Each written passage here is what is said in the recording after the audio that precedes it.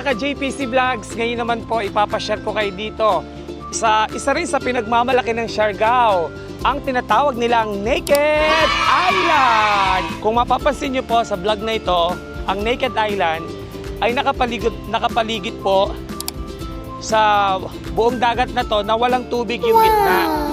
Sobrang galing talaga nito dahil hindi talaga umakit sa taas yung tubig at talagang wala as in yun sa gitna.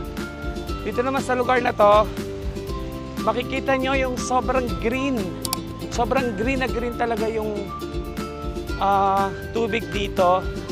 At alam nyo guys, pwede kayo mag-travel na kahit isa ka lang kasi dito sa Siargao, kahit saang destination, kahit saan kayo magpunta dito, may mga tour guide na mag-guide sa'yo. Pwedeng silang mag-video sa inyo, mag-pictures. Walang problema yan. Kuya, kaway ka naman sa vlog natin. Isa ka rin dito kuya? Tour guide, yes. Ano pangalan mo? Francis. Hi Francis. Ilang gaano ka nakatagal nagtutour guide dito kuya? Mga siguro almost 5 years na sir. 5 years. Ano yung pinakamagandang experience mo bilang tour guide dito sa Naked Island? Dito talaga pinaka-experience ko sir. Dito yung maganda mag-drone, tapos mag-picture, tapos swimming sir. Yung meron ka bang hindi makakalimitang experience as a tour guide dito? Hindi ko na makakalimutan dito sir. Meron kang experience?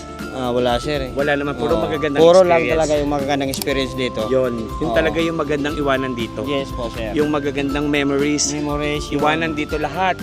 Kung ano man ang iniisip mo, yung pwede mong iwanan dito, no? Kasi dito talaga yung pinaka-chill na kung gusto mo mag-Siargao, dito talaga parang mawala yung mga problema mo.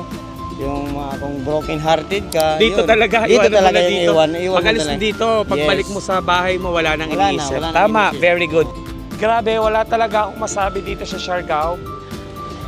Hindi ako nagkamali na pumunta dito at dito magbakasyon. Sobrang ganda. Pwede pa tayong bumalik dito at pwedeng ulit-ulitin ang Siargao.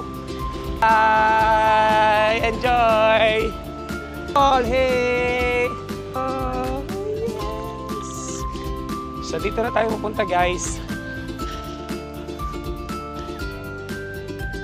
Dito na talaga. So guys, nandito na tayo and thank you so much for watching. Maraming salamat.